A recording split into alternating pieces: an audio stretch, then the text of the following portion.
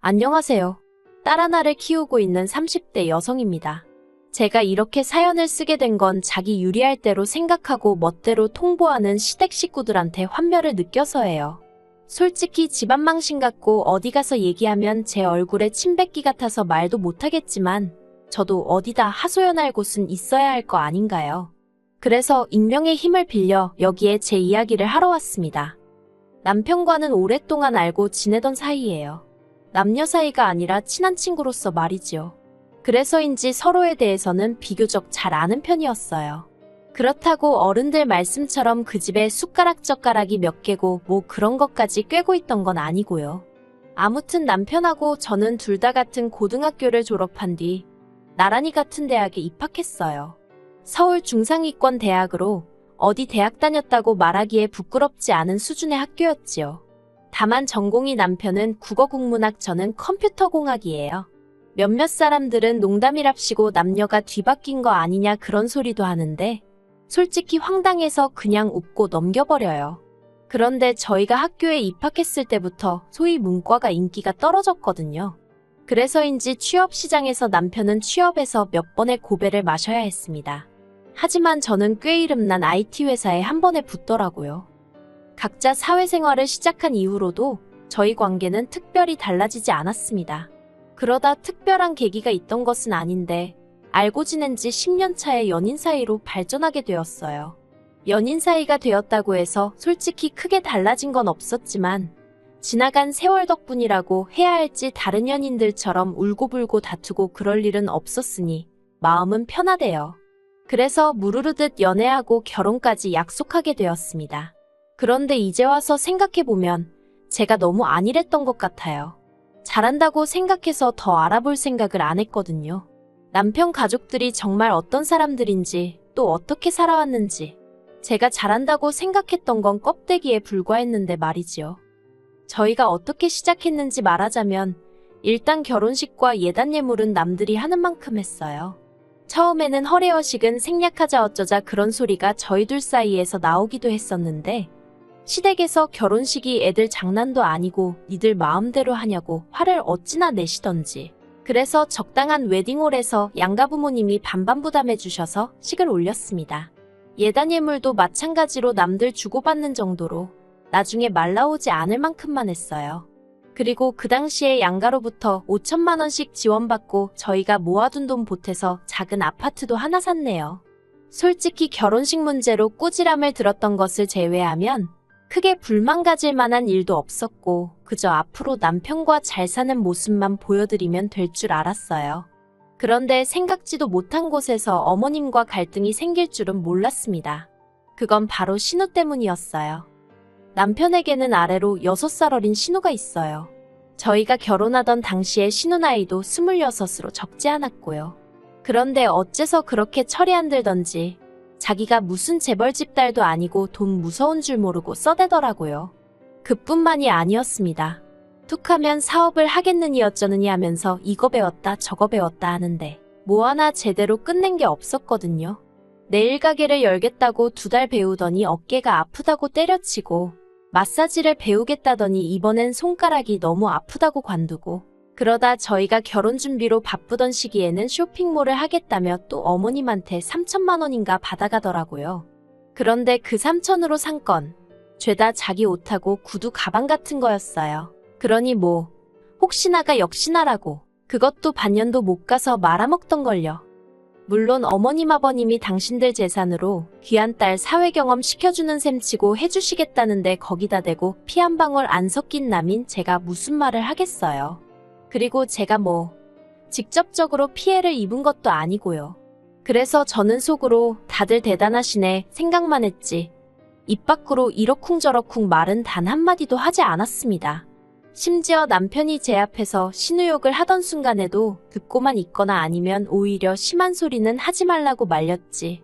저까지 당신 말이 맞다고 맞장구를 치거나 그러는 일은 절대 없었어요.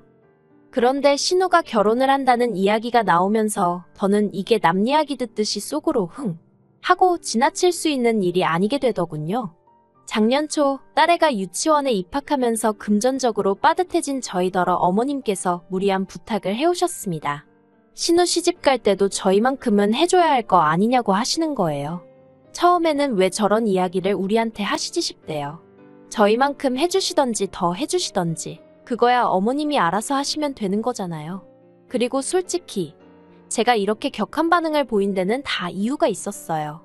제가 남편과 결혼하던 당시 결혼식 비용도 그렇고 특출나게 친정보다 시댁에서 더 해준 것 같지도 않은데 어머님은 결혼식 때 당신이 이것도 해주고 저것도 해주지 않았냐면서 생색을 무척이나 내셨습니다. 하지만 괜히 옳고 그름을 따졌다가는 어머님에게 미움을 살 것 같기도 했고 당시만 해도 저는 갓 시집온 며느리였으니까요.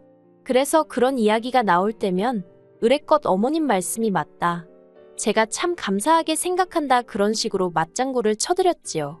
그런데 그게 실수였어요. 어머님은 진심으로 하신 말씀이었기에 언젠가부터는 아예 저나 남편에게 대놓고 금전적으로 이런저런 요구를 해오기 시작하셨습니다. 자식 다 키워서 장가까지 보냈으니 할 일은 다 했다 하시면서 한 달에 용돈으로 50만 원씩 보내라고 하시질 않나? 이제부터 매년 지인분들하고 여행을 가기로 했으니 당신 여행 보낼 적금을 들라고 하시질 않나? 솔직히 말해서 오히려 다른 집 어머님들은 손주를 보게 되면 자식보다 더 이쁘다며 눈에 밟힌다고 그러던데 그래서 선물도 이것저것 해주고 그러시던데 저희 시부모님은 내복 한 벌 사주신 게 없어요. 그래도 100번 양보해서 거기까진 괜찮아요. 그런데 알아서 잘 살고 있는 저희 부부더러 맨날 애만 챙기냐 부모는 안중에도 없냐 어찌나 말도 안 되는 말씀만 골라서 하시던지 여기다 하나하나 다 적자면 3일 밤낮을 세워도 부족할 거예요. 정말이지 손주 질투하는 시어머니는 이 세상에 저희 어머님뿐일 겁니다. 아무튼 그런 상황에서 신우 결혼 이야기를 꺼내신 이유는 한마디로 저희 결혼은 당신이 시켜줬으니 신우 결혼은 저희더러 시켜주라는 거였지요. 황당해서 제가 어머님더러 어째서 저희가 그래야 하냐고 물었어요. 신우도 어머님 자식이니 어머님이 해주셔야 하는 거 아니냐고요. 그러자 어머님께선 옛날엔 집에 아버지가 없으면 맏아들이 아버지 역할도 하고 그랬다면서 더 이상 아버님이 경제적 능력이 없으니 저희 남편이 이어서 해야 하는 건 당연한 거 아니냐대요. 황당해서 저도 모르게 아버님이 돌아가신 것도 아니고 그렇게는 못한다 했습니다. 이제껏 신우 사업한다고 나댈 때마다 묻지도 따지지도 않고 돈 다 대주시더니 이제 와서 결혼은 저희더러 시키라는 게 말이나 되느냐고요. 솔직히 제가 시부모님 재산 탐낸다 소리 들을까봐 정말 어디에다 한 번도 말해본 적 없지만 어머님 아버님이 다 쓰시고 돌아가시지 않는 한 남기시는 재산의 반은 저희 남편 몫이라고 생각해요. 그런데 어머님 아버님은 단 한 번도 저희 남편하고 상의하지 않으시고 죄다 신우에게 퍼주셨던 겁니다.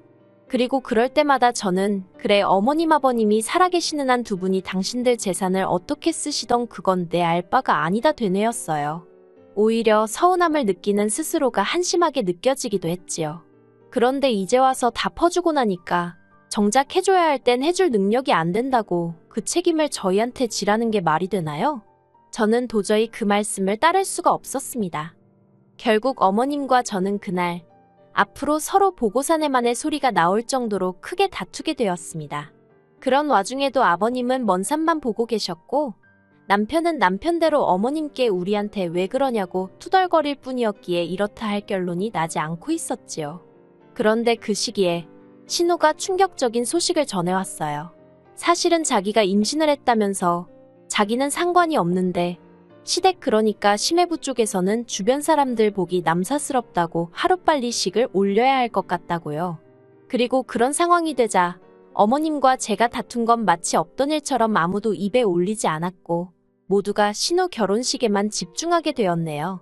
그리고 자세한 건 모르지만 어머님이 어디서 돈을 융통해 오셨는지 신우도 남들한테 싫은 소리 안 들을 만큼 할 거해서 시집을 가긴 갔어요. 받은 건 뭘 얼마나 받았는지 모르겠지만요. 이후로 어머님과는 얼마 전까지 그날의 싸움에 대해서는 한마디도 안 했어요.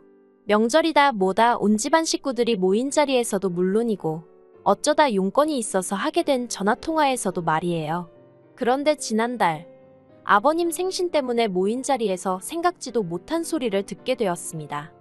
신우는 당시 독박 육아로 7개월 된 아들을 돌보고 있었어요. 그런데 이제 애가 발달이 늦어서 뒤집은 지도 한 달 정도밖에 안 되었고 앉아있는 것도 잘 못해서 신우가 잠시도 눈을 뗄 수가 없었던 모양이에요. 그러니 자기 개인적인 시간은 고사하고 화장실 가는 것도 제때 못 간다면서요. 그리고 그런 이야기를 하는 신우는 정말로 얼굴도 푸석푸석하니 상태가 좋아 보이지 않았습니다. 그래서 제가 많이 힘드냐니까 신우 말이 혼자서 하루 종일 애랑 실랑이만 하려니 너무 우울하고 지친다는 거예요. 그런 신우에게 제가 요새는 7개월짜리 애들도 어린이집에 가기도 하고 아니면 하루에 한 4시간 정도만 시터를 써보면 어떻냐고 그렇게만 해도 지금보단 확실히 나을 거라고 했습니다. 저는 친정어머니의 도움을 많이 받았지만 제 주변 친구들 몇몇은 그렇게 그 시기를 넘겼거든요. 그랬더니 신우가 돈이 한두 푼 들어야 말이지요 하고 한숨을 푹 내쉬는 거예요. 그리고 그제서야 저도 아차 싶었지요. 제가 남의 남편에 대해서 이러쿵저러쿵 말하기 그렇지만 신우 남편은 경제적 능력이 없는 사람이었습니다. 끈기가 없어서 한 직장에 오래 다니질 못했거든요. 그런데 남들에게 보여지는 것에는 예민했던지라 신혼 초 전세로 들어간 집은 어느새 월세로 돌리고 그 보증금으로 차를 사질 않나 무슨 오픈런인지 뭔지를 해서 1,000만 원짜리 시계를 샀다고 좋아하질 않나 오죽하면 신우가 없는 자리에서 시부모님 두 분이 차라리 애를 지우라고 할 걸 그걸 기어이 결혼을 시켜서 이 꼴을 보고 산다고 하소연을 하실 정도였다니까요. 아무튼 그렇게 신우가 하소연을 하고 있으니 어머님이 딱하다는 표정으로 신우를 물끄러미 보시다가 저한테 할 이야기가 있으시답니다. 그러면서 당신이 진작부터 생각하고 있던 일인데 이참에 어머님 집하고 저희 집하고 팔아서 2층짜리 전원주택을 지으면 어떻겠냐대요. 그래서 1층은 어머님 아버님과 신혼애외가 살고 저희더러 2층을 쓰라나요. 그러면 애도 같이 키울 수 있고 서로 좋을 것 같다면서. 하지만 저는 소위 힘든 시기 다 지나고 이제 유치원 보내면 되는데 제가 뭐 한다고 갓난애기 키우는 신우랑 공동육아를 하나요? 제가 어머님더러 싫다고 했습니다. 어정쩡하게 답했다가 코 깨이지 싶어서 아주 단박에 싫다고 했어요. 애 키우는 게 너무 힘들어서 둘째도 안 낳았는데 이제 와서 무슨 공동육아냐고요. 그랬더니 어머님이 누가 너더러 맡아서 키우랬냐고 그냥 같이 살면서 서로 필요할 때 도와주면 되는 거랍니다. 하지만 그 시커먼 속을 누가 모르겠어요.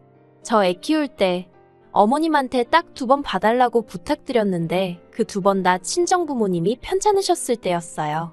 그런데도 아주 매몰차게 안 된다고 하셨던 분이 저희 어머님이십니다. 그런데 이제 와서 공동육아? 택도 없는 소리였지요. 그런데 제 반응을 보신 어머님은 갑자기 무슨 자동차 급발진하듯 화를 내셨습니다. 저더러 한가족이면서 너만 잘해놓고 살면 그만이냐 어쩌냐 하시더니 네 신우 고생하는 건 보이지도 않냐며 소리소리를 지르시는 거예요. 제가 순간 어이가 없어서 어머님을 멍하니 쳐다봤어요. 그러자 어머님은 누가 시어머니를 그런 눈으로 보냐면서 저한테 싸가지가 있네 없네 난리도 아니대요. 제가 이내 정신을 차리고 어머님더러 지킬 수 없는 약속을 하는 것보다 솔직한 게 낫지 않냐고 저는 공동육아도 싫고 어머님 아버님이랑 한 집에 사는 것도 불편하다. 그런데 막말로 어머님이 무슨 으리으리한 저택에 살면서 저더러 몸만 들어와 살라는 것도 아니고 제 집까지 팔아가면서 같이 살자니 세상 천지 어느 며느리가 좋다고 하겠냐 했어요. 그리고는 그렇게 치면 신우야말로 신혼의 시댁에 들어가서 살면 되겠다고 그러면 월세도 굳이 그쪽 시어머니가 같이 공동육아도 해주지 않겠냐고 그리고는 신우를 바라보면서 어때요 아가씨? 지금 시댁에 전화해서 공동육아 하자고 해봐요. 그랬습니다. 그랬더니 신우가 아랫입술을 질끈 깨물고 부들거리면서 저를 노려보더라고요. 그런데 그때 남편이 제 팔목을 잡아 끌면서 일단 집에 가자입니다. 집에 가서 얘기 좀 하재요. 그래서 저도 지금 이 말도 안 되는 상황이랑 관련된 이야기면 여기서 하라고 했습니다. 나는 지금 당장 결판을 지어야겠다고요. 그랬더니 남편이 아이씨 그러더니 저더러 왜 이렇게 사람이 인색하냐입니다. 신우 결혼할 때도 한 3천만 원이라도 보태주려던 거 제가 못하게 해서 못했다면서 그 일로 자기가 지금까지 마음 편하게 신우를 대하지를 못했다나요. 어이가 없어서 제가 당신 남편더러 당신이 무슨 재벌집 아들도 아니고 그렇다고 자수성가한 사업가도 아니고 하다못해 개천에서 난 용도 아니면서 무슨 여동생 시집 가는데 3천만 원이나 해주냐고 뭐라고 했던 건 사실이에요. 그런데 생각해보세요. 당시 남편이 벌어오는 연봉이 3천인가 그랬습니다. 그러니까 숨도 안 쉬고 1년 내내 번 돈을 그대로 신우한테 갖다 주겠다고 한 거예요. 그러면 어떤 와이프가 우리 남편 멋지다고 대단하다고 당장 가서 주고 오라고 그러겠어요? 그런데 남편은 제가 시댁 식구들한테 야박해서 그런 거랍니다. 그리고는 한다는 말이 신우 시집 갈 땐 자기가 저한테 져줬으니까 이번엔 저더러 자기한테 져달라나요? 말 같지도 않아서 제가 남편더러 그럼 아파트 팔아서 당신 목 가져다가 그거 보태서 집 짓고 온 가족이 오손도손 모여 살라고 했습니다. 솔직히 애까지 있는 마당에 저라고 그런 말을 하기가 쉬웠겠어요? 그런데 오죽 답답했으면 저도 에라 모르겠단 심정으로 뱉어버린 거지요. 그리고 다행이라고 해야 할지 남편이 이혼하자는 거냐며 얼굴이 하얗게 질리더라고요. 그리고는 이내 저는 정작 이혼 두 글자는 꺼내지도 않았는데 혼자서 난리가 나서는 어떻게 이혼 소리를 하느냐면서 자기가 순간 생각을 잘못해서 그런 거라며 이혼은 꿈도 꾸지 말라대요. 그리고는 어머님더러 이것 보라고 어머니가 말도 안 되는 소리를 하시니까 멀쩡히 사는 아들 부부도 이혼 소리까지 나오지 않냐면서 하나밖에 없는 손녀 편부모 가정에서 자라게 할 생각 아니면 쓸데없는 말씀은 하지 마시랍니다. 자기도 헛소리를 해놓고 아주 그냥 어머님한테 죄다 덮어 씌우고 있더라니까요. 어이가 없고 웃기지도 않는 상황이었지만 저는 저대로 나서지 않고 가만히 있었습니다. 그리고 결국 집을 팔고 전원주택 어쩌고 소리는 쏙 들어갔어요. 어머님도 남편이 그렇게 대들고 난 이후로는 말 한마디 조심해서 하시는 눈치고요. 그런데 정작 신우 혼자 그 공동육아 단어에 꽂혀가지고는 어머님한테 걸핏하면 같이 살자고 조르기 시작한 모양입니다. 어머님한테 며느리가 이렇게 말해도 될지 모르겠는데 본인 발등 본인이 찍으신 거지요 뭐. 아무튼 저나 남편은 그 일에선 빠지게 돼서 다행인 것 같습니다.